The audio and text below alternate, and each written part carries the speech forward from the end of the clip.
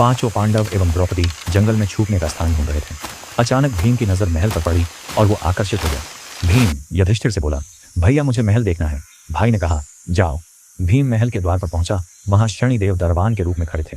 भीम बोला, मुझे महल देखना है। दरबान ने कहा, महल की कुछ शर्त है। 1, महल में 4 कोने हैं, आप एक ही कोना देख सकते हैं। 2, महल में जो देखोगे उसकी सार सहित व्याख्या करोगे। 3, अगर व्याख्या नहीं कर सके तो कैद कर लिए जाओगे। भीम ने कहा, मैं स्वीकार करता हूं, ऐसा ही होगा। और वह महल के पूर्व छोर की ओर गया। वहां जाकर देखता है कि 3 कुएं हैं, अगल बगल में छोटे कुएं और बीच में एक बड़ा कुआं। बीच वाला बड़े कुएं में पानी का उफान आता है और दोनों छोटे खाली कुओं को पानी से भर देता है। फिर कुछ देर बाद दोनों छोटे कुओं में उफान आता है तो खाली पड़े बड़े कुएं का पानी आधा ही भर पाता है। इस क्रिया को भीम कई बार देखता है पर समझ नहीं पाता और लौटकर दरबान के पास आता है। दरबान, क्या देखा आपने? भीम, महाशय मुझे समझ में नहीं आया। दरबान, आप शर्त के अनुसार बंदी हो गए हैं और बंदी घर में बैठा दिया। अर्जुन आया, बोला, मुझे महल देखना है। दरबान ने शर्त बता दी और अर्जुन पश्चिम वाले छोर की तरफ चला गया। आगे जाकर अर्जुन क्या देखता है? एक खेत में 2 फसल उग रही थी, एक तरफ बाजरे की फसल, दूसरी तरफ मक्का की फसल। बाजरे के पौधे से मक्का निकल रही तथा मक्का के पौधे से बाजरी निकल रही।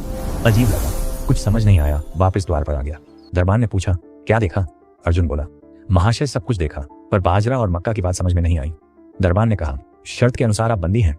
नकुल आया, बोला, मुझे महल देखना है। फिर वह उत्तर दिशा की ओर गया। वहां उसने देखा कि बहुत सारी सफेद गायें जब उनको भूख लगती है तो अपनी छोटी बच्चियों का दूध पीती है। उसे कुछ समझ नहीं आया, द्वार पर आया। दरबान ने पूछा, क्या देखा? नकुल बोला, महाशय गाय बच्चियों का दूध पीती है। ये समझ नहीं आया, तब उसे भी बंदी बना लिया।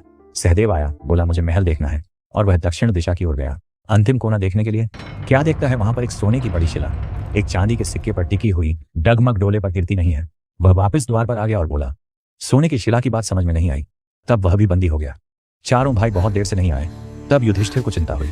वह भी द्रौपदी सहित महल में गए। भाइयों के लिए पूछा। तब दरबान ने बताया, वो शर्त अनुसार बंदी है। युधिष्ठिर बोला, भीम तुमने क्या देखा?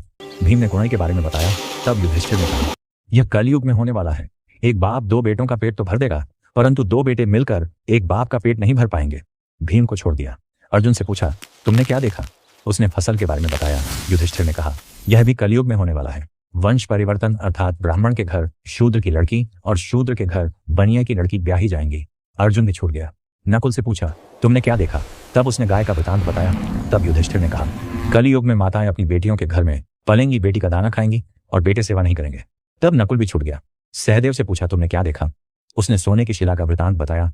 तब युधिष्ठिर बोले, कलयुग में पाप धर्म को दबाता रहेगा, परंतु धर्म फिर भी जिंदा रहेगा, खत्म नहीं होगा। आज के कलयुग में यह सारी बातें सच साबित हो रही हैं। आप भी अपनी राय कमेंट करके बताएं।